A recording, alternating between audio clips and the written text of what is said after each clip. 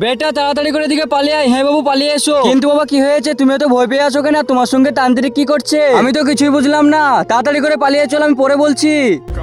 বাবা এখন বলো কি হয়েছে? বেটা মন দিয়ে শুন, এই গ্রামে একটা বড় নাকবালা বাচ্চা চলে এসেছে, আরো এখানে ঘুরে বেড়াচ্ছে। কি বলছো কি বড় নাকবালা বাচ্চা? হ্যাঁ, আরো মুখে কাপড় বেঁধে সবাইকে চকলেট বিলাচ্ছে, আর যে ওর চকলেট খাচ্ছে সে অন্ধ হয়ে যাচ্ছে, আর বড় নাকবালা বাচ্চাটা ওর চোখ নিয়ে চলে যাচ্ছে।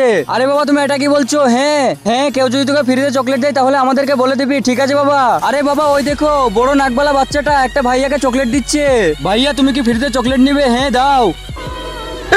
কিন্তু তার আগে তুমি যদি ছবি দুটোর মধ্যে কোনো একটা ভালোবেসে থাকো তাহলে এখনই ভিডিওতে লাইক করে চ্যানেলটিকে সাবস্ক্রাইব করে দাও। আর তুমি যদি এটা না করো তাহলে আমি বুঝে যাবো তুমি এই ছবি দুটোর মধ্যে একটাও ভালোবাসো না। আর কমেন্টে বলে যাও তুমি 1 না 2। বাবা ওই দেখো ওই ভাইয়ার এখন চোখ দুটো নিতে যাচ্ছে, কিছু করো তাড়াতাড়ি।